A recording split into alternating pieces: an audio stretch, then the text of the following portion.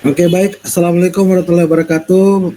Bapak Ibu sekalian, peserta webinar Domino Matematika pada pagi menjelang siang hari ini. Alhamdulillah kita masih diberikan kesehatan untuk mengikuti webinar di sesi kedua pada pagi hari ini.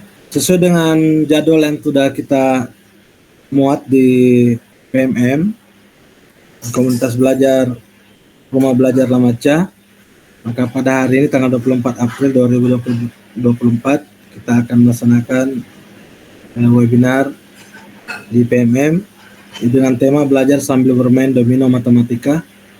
Nah, bagi teman-teman yang baru bergabung di grup ini, kita akan mengulangi lagi untuk sesi kedua ini, karena sebagian besar saya lihat teman-teman yang bergabung ini adalah yang bergabung setelah materi di sesi pertama tadi selesai. Nah, kita akan urai kembali apa yang sudah kita bahas tadi di pertemuan pertama. Kita awali dengan sebuah quote dari sabda Rasulullah SAW, bahwa ajarlah anak-anakmu sedang zamannya, karena mereka hidup di zaman mereka, bukan pada zamanmu. Sesungguhnya mereka diciptakan untuk zamannya, sedangkan kalian diciptakan untuk zaman kalian.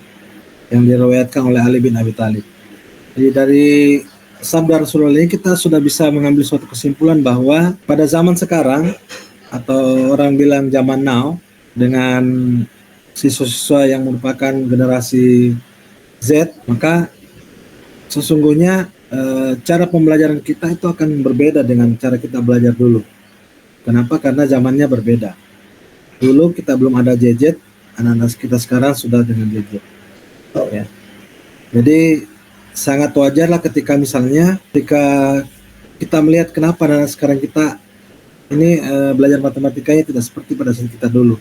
Ya, karena mungkin zamannya sudah berbeda, tantangannya juga berbeda. Oke. Masalah numerasi di negara kita ini sudah jelas berdasarkan hasil PISA. Beberapa tahun terakhir ini Indonesia masih tergolong rendah dalam hal kemampuan literasi dan numerasinya. Nah, kira-kira menurut Bapak Ibu apa yang menyebabkan kemampuan numerasi siswa di Indonesia saat ini sedemikian rendahnya?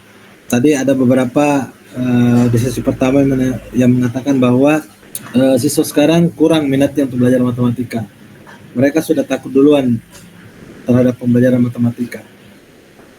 Karena sudah takut, tidak ada motivasi, sehingga pembelajaran matematika demikian susahnya bagi mereka. Kalau kita mau simpulkan bahwa kesulitan belajar siswa saat ini itu adalah sebenarnya karena konsep matematika dasarnya itu tidak diterapkan dalam kehidupan nyata. Sementara kita melihat bahwa soal-soal di asesmen nasional itu soal-soalnya semua adalah soal-soal kehidupan nyata, ya, dengan menggunakan konsep matematika.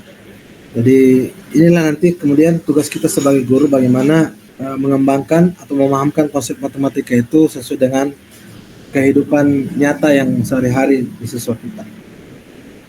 Nah, paling tidak ada 4 faktor penyebab masalah numerasi yang kalau kita mau kerucutkan. Yang pertama dari faktor guru. Kenapa guru? Karena guru saat ini juga masih banyak yang tidak memahami materi matematika secara utuh.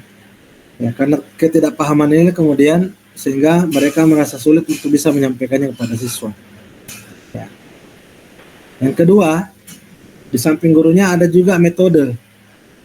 Ya, metode pembelajaran sekarang yang harusnya dengan berbagai macam sumber belajar, dengan berbagai macam alat dan teknologi, justru kita sebenarnya sudah bisa membuat metode pembelajaran yang menarik. Ya, tapi yang terjadi sekarang adalah siswa merasa bosan dan tidak termotivasi untuk belajar. Ya. Yang ketiga, sumber belajar. Kurangnya sumber belajar yang memadai.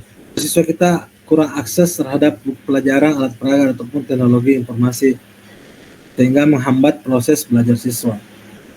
Ya, walaupun sekarang mereka bisa mengakses gadget, tapi gadgetnya itu diakses bukan untuk belajar atau mengakses sumber belajar, ya, tapi digunakan untuk hal-hal yang lain seperti main game dan sebagainya. Nah, kemudian yang keempat, ini yang paling banyak terjadi, siswa kita sudah cemas duluan kalau berhadapan dengan matematika. Mereka merasa takut, ya, karena takutnya inilah kemudian mereka tidak percaya diri untuk bisa mengerjakan soal-soal matematika. Nah, inilah 4 faktor penyebab masalah numerasi yang saya dapatkan dari berbagai sumber di internet. Lalu apa dampaknya dari itu?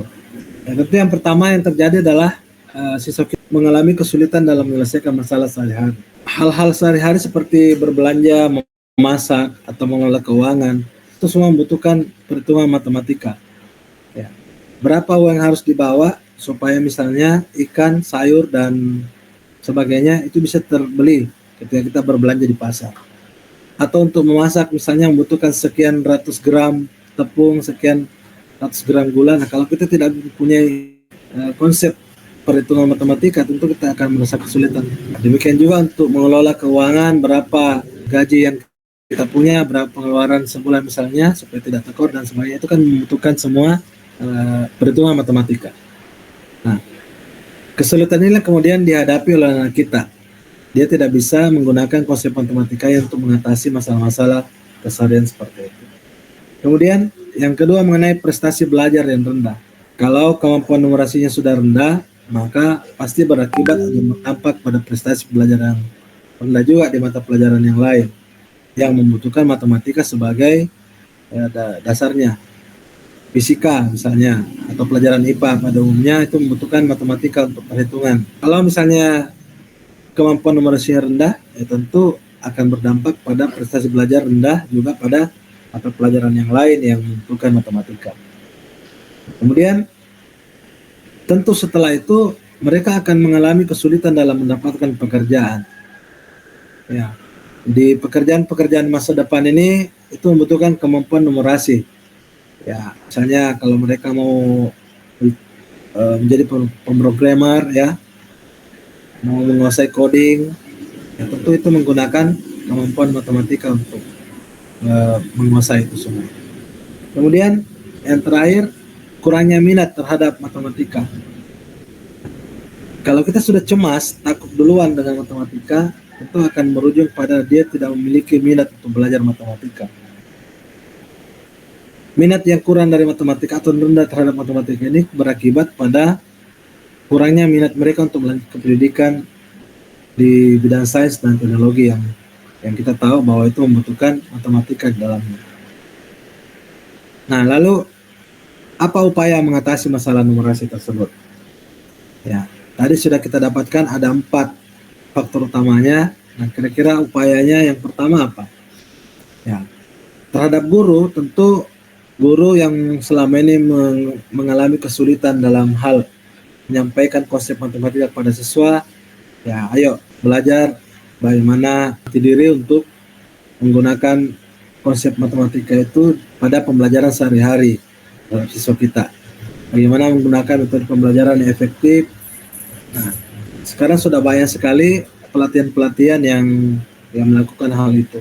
Nah, tinggal bagaimana will kita untuk bergabung di pelatihan-pelatihan tersebut. Ya. Kemudian yang kedua, guru perlu menggunakan metode pembelajaran yang lebih kreatif dan inovatif. Ya. Pembelajaran yang kreatif dan inovatif itu akan menarik minat siswa untuk belajar. Termasuk salah satunya sebentar adalah dengan menggunakan kartu domino matematika ini untuk pembelajaran matematika. Sebenarnya secara tidak langsung ini tidak akan digunakan dalam pembelajaran, tapi pengalaman siswa ketika mereka sudah belajar sambil bermain domino matematika ini akan sedikit demi sedikit akan menarik minatnya, ya, karena mereka akan tertarik dengan hitung-hitungan setelah mereka menggunakan domino matematika ini dalam permainannya. Kemudian yang ketiga, tentu kita harus menyediakan sumber belajar yang memadai, ya, alat peraga dan teknologi informasi yang memadai untuk mendukung proses belajar siswa. Nah, salah satunya yang menjadi alternatif kita adalah coba kita sekali-sekali menggunakan kartu domino matematika ini untuk melatih hitung-hitungan dasar, ya, untuk siswa kita.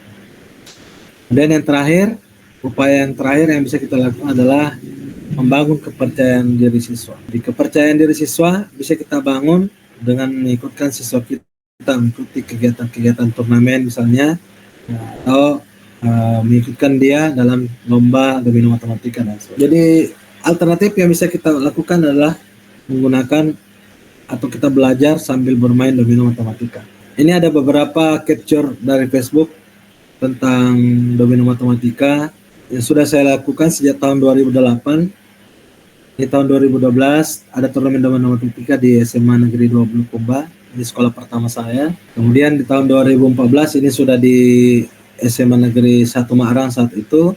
Nah, bahkan sempat pada tahun 2012 itu masuk di Tribun Timur Berita Online Makassar dan kegiatan yang dilaksanakan oleh Simpul Siswa Gemar Matematika SMA Negeri 20 Kumba.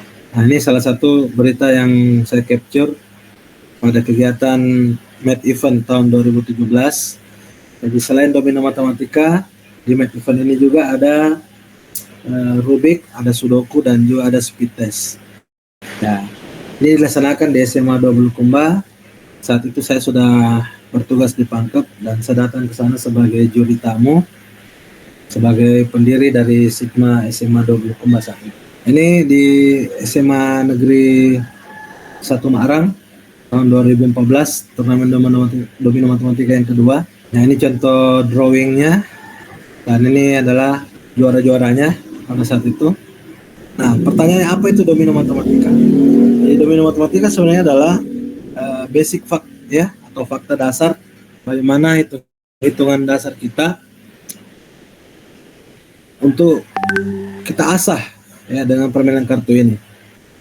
Jadi terdiri atas 45 kartu, pasangan bilang asli 1 sampai dengan 9 dengan menggunakan 4 operasi itu: penjumlahan, pengurangan, perkalian, dan pembagian. Nah, jadi kartunya kurang lebih seperti ini. Jadi Bapak Ibu bisa mendesain sendiri sebenarnya.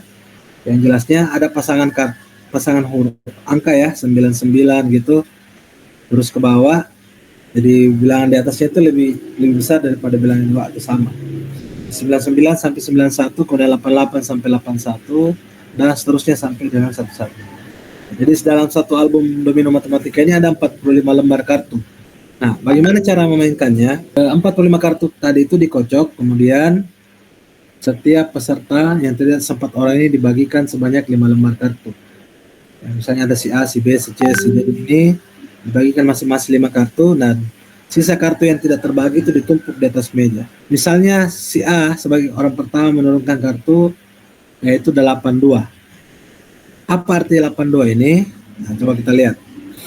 Di 82 ini berarti bahwa nilai kartu ini bisa sama dengan 10, 6, 16, atau 4. Ya. Jadi ada 4 nilai yang bisa kita ambil dari satu buah kartu. Keempat nilai itu diperoleh dari 4 operasi itu. Operasi penjumlahan, operasi pengurangan, perkalian, dan juga operasi pembagian. Nah, pemain berikutnya meletakkan kartu yang bernilai sama dengan hasil operasi di atas. Apakah dia mau ambil 10-nya kah? Apakah dia mau ambil 6-nya? Apakah dia ambil 16? Apakah mau dia ambil 4? Terserah, sesuai dengan kartu yang ada dipegang ya. Nah, sebagai contoh misalnya 82 ini diturunkan oleh orang pertama tadi. Nah, orang kedua kemudian menurunkan kartu 42. Ya, sambil menurunkan kartu, peserta kemudian mengemukakan alasannya. Ya, misalnya tadi ini 8 kurang 2 sama dengan 6, 4 tambah 2 sama dengan 6. Berarti 42 turun ini karena hasilnya dari 6. Ya, 8 kurang 2, 6, 4 tambah 2 sama dengan 6. Nah, orang berikutnya melihat lagi kartu 42 ini. Jadi 42 ini mempunyai nilai, kalau dijumlahkan hasilnya 6, kalau dikurang hasilnya 2, kalau dibagi hasilnya juga 2, kalau dikali hasilnya 8. Ya, jadi dia tinggal mencari kartu lagi yang lain yang nilainya 2 kah, 6 kah, atau 8. Seperti itu. Nah, misalnya dia menurunkan kartu 21. Tetap harus disebutkan atau disampaikan alasannya. Ya, jadi 4 kurang 2 sama dengan 2, 2 kali 1 sama dengan 2. Ya, jadi alasan ini perlu disebutkan supaya peserta yang lain sudah bisa langsung memahami bahwa itu maksudnya. Ya. Di samping juga mendrill, mengulang-ulangi otak kita untuk selalu berhitung. Ya. Di samping kita dengar dari orang lain, dan kita sendiri juga akan melakukan dengan cara menghitung sendiri. Jadi 4 kurang 2 sama dengan 2, 2 kali 1 sama dengan 2. Nah, orang berikutnya yang dia perhatikan lagi adalah kartu yang terakhir. 21 ini berarti apa? Kalau dijumlah sama dengan 3. Kalau dikurang hasilnya 1.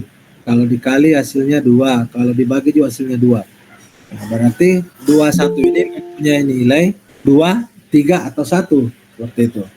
2, 3, atau 1. Jadi silakan peserta yang lain mencari lagi di kartunya mana yang mempunyai nilai 2, mana yang mempunyai nilai 3, atau mana yang mempunyai nilai 1. Nah, misalnya di sini 21 ini ditutup dengan angka 93. Apa maksudnya? Oh, 2 tambah 1 sama dengan 3, yang sama dengan 9 bagi 3. Jadi setiap kali kita meletakkan kartu, siswa atau peserta itu harus menyampaikan atau mengemukakan alasannya. Bagaimana kalau misalnya mereka meletakkan kartu dan ternyata itu salah hitung dan sebagainya. Nah, itu kalau dalam sebuah turnamen itu bisa dijadikan sebagai denda. Jadi dendanya diambil dari selisih kartu tersebut. Jadi kalau dia misalnya menurunkan 93 dan ternyata 93 itu salah, maka dia didenda 6. 6 itu diperoleh dari selisih angka kartu tersebut, 9 dikurang 3. Nah, itu tinggal dicatat sebentar di lembar skornya sebagai denda. Ya. Nah, kemudian bagaimana lagi Pak kalau misalnya giliran saya turun tidak ada kartu saya yang setelah saya hitung semua tidak ada. Nah, kalau tidak ada, silakan mengambil di tumpukan. Jadi yang tidak punya kartu tidak bisa turun karena tidak punya nilai kartu, ambil di tumpukan. Ya kan tadi ada toh, sisa kartu yang dibagi tadi masih ada yang ditumpuk di atas meja. Silakan ambil. Nah, cara mengambilnya ini ada 2. Yang pertama, kita bisa mengambil terus kartu tersebut sampai ada kartu yang sama nilainya. Diambil terus sampai ada kartu nilainya. Nah, kalau misalnya diambil terus sampai habis kartunya, baru kita mengatakan pas. Atau alternatifnya, bisa juga cukup mengambil 1 kali. Kalau memang sudah tidak ada, diambil 1 kali tadi, ternyata tidak sesuai dengan hasil perhitungan kita, maka kita mengatakan pas. Ya, sehingga kesempatan turun dilanjutkan oleh peserta berikutnya. Kemudian, pemenang adalah yang selesai atau kartunya lebih dulu habis. Nah, skornya dapat kita tuliskan di lembar skor dengan garis datar. Kenapa bukan 0? Ya, karena boleh saja ada peserta lain yang skornya 0. Nah, sebentar kita akan lihat kenapa bisa dapat skor 0. Ya. Nah, ketika ada yang sudah selesai, maka yang kita nilai untuk peserta lain, misalnya si A sudah selesai, maka si B, si C, dan si D itu dinilai atau dibuat skornya berdasarkan selisih dari kartunya, ya, dari jumlah selisih kartunya. Ya. Jadi misalnya seorang pemain yang punya kartu tersisa ada 93 dan 21. Maka 93 dan 21 ini kita jumlahkan selisihnya. Ya, jadi skornya adalah 9 kurang 3, 6, 2 kurang 1, 1, jadi skornya sama dengan 7. Nah, jadi kalau misalnya tadi ada dendanya, ya, kita tambahkan 7 ini dengan denda tersebut. Nah, seperti yang saya katakan tadi, bahwa kemungkinan juga ada siswa atau peserta yang mendapatkan nilai 0, skornya 0. Nah, kalau misalnya mereka kebetulan mendapatkan kartu double, ya, misalnya didapat 99 dan 88, itu kan selisihnya kalau dijumlahkan hasilnya sama dengan 0. Jadi makanya tadi bagi yang sudah selesai, yang habis duluan kartunya itu kita kasih tanda dengan garis datar. Ya, bukan 0 ya, garis datar. Yang 0 itu berarti jumlah selisih kartunya 0. Setelah kita mendapatkan ini, kita bisa menggunakan lembar skor begini. Ya, berdasarkan kocokan kelipatan 4. Kenapa kelipatan 4? Karena pesertanya terdiri atas 4 orang. Jadi setiap peserta mendapat kesempatan untuk 1 kali menurunkan pertama kali, ya. Jadi misalnya si A, dia mengkocok pertama kali, maka setelah mengkocok, maka dia punya kesempatan untuk menurunkan kartu pertama kali. di putaran berikutnya si B lagi yang mengkocok, dia lagi yang turun pertama kali. Putaran ketiga si C lagi yang mengkocok, turun pertama kali lagi. Si D putaran keempat. Nah, di putaran kelima kembali lagi si A yang mengkocok dan turun pertama kali. Ya, untuk kegiatan turnamen biasanya terdiri hanya 8 kocokan. Artinya setiap peserta mendapat kesempatan 2 kali mengkocok dan dua kali menurunkan kartu pertama kali. Kalau misalnya dibuat dalam bentuk turnamen, maka drawingnya seperti ini. Ya, misalnya ada 8 meja sebagai peserta babak penyisihan. Ada meja A, B, C, D, E, F, G, H yang masing-masing berisi 4 orang. Nah, sebentar yang melaju ke babak berikutnya itu adalah juara dan runner up-nya. Ya, setelah diperoleh sebentar di lembar skor ini mana yang terendah jumlah skornya, maka itulah sebagai juara. Terendah kedua itulah sebagai runner up-nya. Jadi di setiap meja yang maju ke babak berikutnya itu adalah juara dan runner up. Jadi seperti ini misalnya juara A ketemu dengan juara B, ketemu dengan runner up C, ketemu dengan runner up D. Jadi mereka akan melanjut ke babak berikutnya itu tidak berhadapan langsung dengan temannya. Dia akan disilang-silang dengan juara ataupun runner up dari meja lain. Tapi kemungkinan besar sebentar akan ketemu di babak-babak berikutnya. Nah, itu tidak ada masalah lagi. Dan boleh jadi memungkinkan ketemu di final semua dari meja yang sama. Nah, selesai terjadi seperti itu. Jadi ini contohnya kalau kita buat dalam bentuk turnamen ya. Oke. Nah, sekira demikian Bapak Ibu penjelasan tentang domino matematika ini. Silakan Bapak Ibu pastikan bahwa Bapak Ibu yang sudah hadir di mengikuti webinar ini telah mengisi daftar hadir. Dulu saya sudah sematkan pesannya. Jadi silakan teman-teman bisa melihatnya. Ada pertanyaan di sesi kedua ini Bapak Ibu dari penjelasan yang saya mungkin yang kurang jelas dan sebagainya? Silakan. Insya Allah ini kita akan akhiri tepat pada pukul 11 ya. Jadi mohon Bapak Ibu yang sudah hadir di Meet ini untuk mengisi absen